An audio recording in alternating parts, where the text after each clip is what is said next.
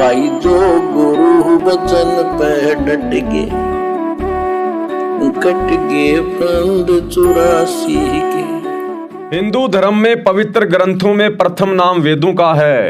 वेदों के ज्ञान को सर्वश्रेष्ठ मानते हैं। ऋग्वेद मंडल 9 अब कहाँ लिखा हुआ है उस परमात्मा के बारे में कि वो साकार है, दिखाई देता है, वो कहाँ रहता है।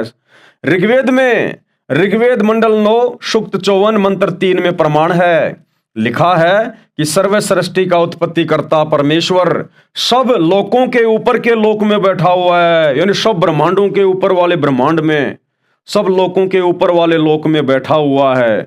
मनुष्य सदृश्य है, इंसान की तरह दिखाई देता है, और वो परमात्मा उस 7वें आसमान पर सब लोकों के ऊपर सतलोक में, सचखंड में तख्त पर विराजमान है, सिंहासन पे बैठा हुआ है, जहां बैठकर पूरी सृष्टि को वो कंट्रोल करता है।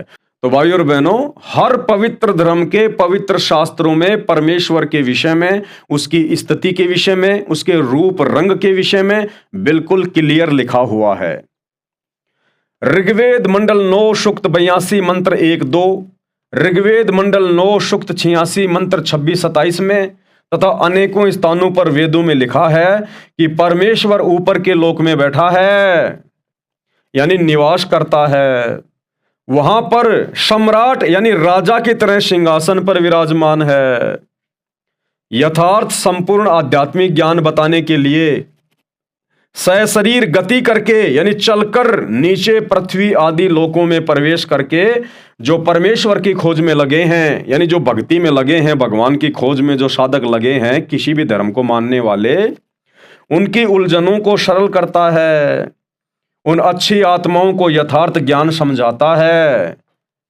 वो परमात्मा संत रूप धारण करके, सतगुरु का रूप धारण करके आप और हमारी तरह एक मनुष्य बन के लीला करता है और आगे फिर ज्ञान समझाता है।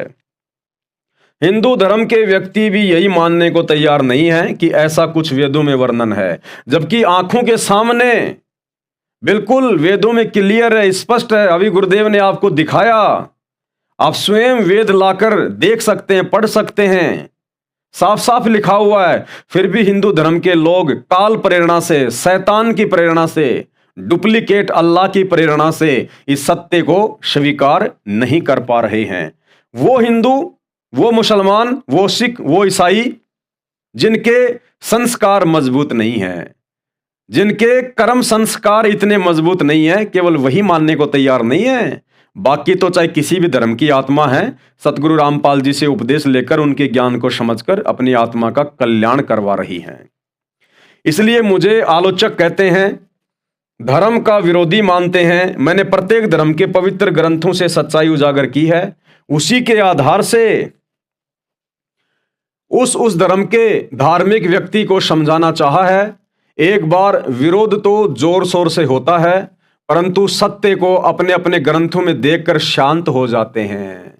एक बार तो थोड़ा सा अजीब लगता है, अटपटा लगता है, ये संत रामपाल जी हमारे धर्म के बारे में ऐसा क्यों बोल रहे हैं, हमारी पुस्तकों के बारे में ऐसा क्यों बोल रहे हैं, अल्लाह के बारे में, भगवान के बारे में ऐसा क्यों कह रहे हैं।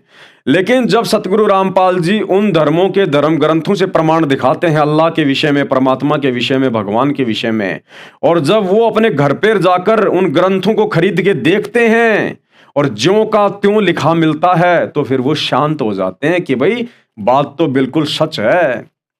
परंतु उस सत्य को आंखों देखकर भी स्वीकार करने में आनाकानी करते हैं, क्योंकि शैतान उनकी बुद्धि पर बैठ जाता है। शैतान डुप्लीकेट अल्लाह, वो शैतान जिसे वर्तमान में पूरा मुसलमान समाज अपना अल्लाह समझ रहा है, वो शैतान डुप्लीकेट अल्लाह।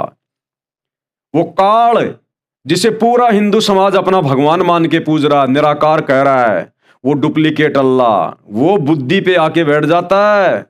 वो किसी को जल्दी से सच्चाई स्वीकार करने नहीं देता, क्योंकि उसका बहुत बड़ा स्वार्थ है हम जीवों को धर्मों में बांटकर भ्रमित करने के पीछे।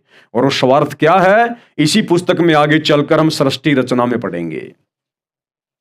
उनको भयभीत करता है कि समाज के व्यक्ति क्या कहेंगे, तुझे हानि हो जाएगी, ये हो जाएगा, वो हो जाएगा। वो शैतान, वो डुप्लीकेट अल्लाह फिर उन आत्माओं को डराता है, कि भाई अगर तूने मुसलमान धर्म छोड़ दिया, तूने हिंदू धर्म छोड़ दिया, सिख या ईसाई धर्म छोड़ दिया और संत रामपाल जी से नाम ले लिया, तो तेरा समाज क्या कहेगा, तेरा भाईचारा तुझे क्या कहेगा, तू हिंदू बन गया, तू काफिर बन गया, ये हो गया, वो हो गया, लोग तुझे समाज से बाहर निकाल देंगे, रोजी रोटी की समस्या आ जाएगी। तो वो शैतान, वो डुप्लीकेट अल्लाह फिर उन आत्माओं को, परमेश्वर की आत्माओं को, रहमान अल्लाह की आत्माओं को डराता है, भयभीत करता है। वो मन रूप में सबकी खोपड़ी में बैठा हुआ है, सबके अंदर बैठा हुआ है, वही सबको भ्रमित करता है, वो शैतान, वो काल, वो डुप्लीकेट अल्लाह। लेकिन भाई रहमान अल्लाह उसका बाप है। अगर एक बार आप इस रहमान अल्लाह, इस मुर्शीद सतगुरु रामपाल जी के ज्ञान को अच्छे से समझकर, सत्संगों को अच्छे से समझकर अगर आप उनकी शरण में आ जाते हो, उसके बाद वो डुप्लीकेट अल्लाह, वो शैतान, वो काल आपका बाड़ भी बाका नहीं कर सकता। वो समाज, वो धर्म के लोग, वो धर्म के ठेकेदार, वो मुल्ला मौलवी, वो पंडित काजी आपका बाड़ भी बाका नहीं कर पाएंगे, क्योंकि रहमान अल्लाह सतगुरु रामपाल जी फिर अपनी आत्मा यानी अपने भगत के साथ हो जाता है। तो थोड़ी सी हिम्मत आप लोगों ने करनी पड़ेगी, पहले गुरुदेव के सत्संग ध्यान से सुनने पड़ेंगे। जो बुद्धिमान व अल्लाह के सच्चे चाहने वाले हैं, उनकी तो खुशी का ठिकाना नहीं रहता। वे मेरे साथ मिलकर अपना मानव जीवन धन्य कर रहे हैं। गुरु बचन पे डट के कट गए फंद 84 के, कट गए फंद 84 के, कट गए फंद 84 के।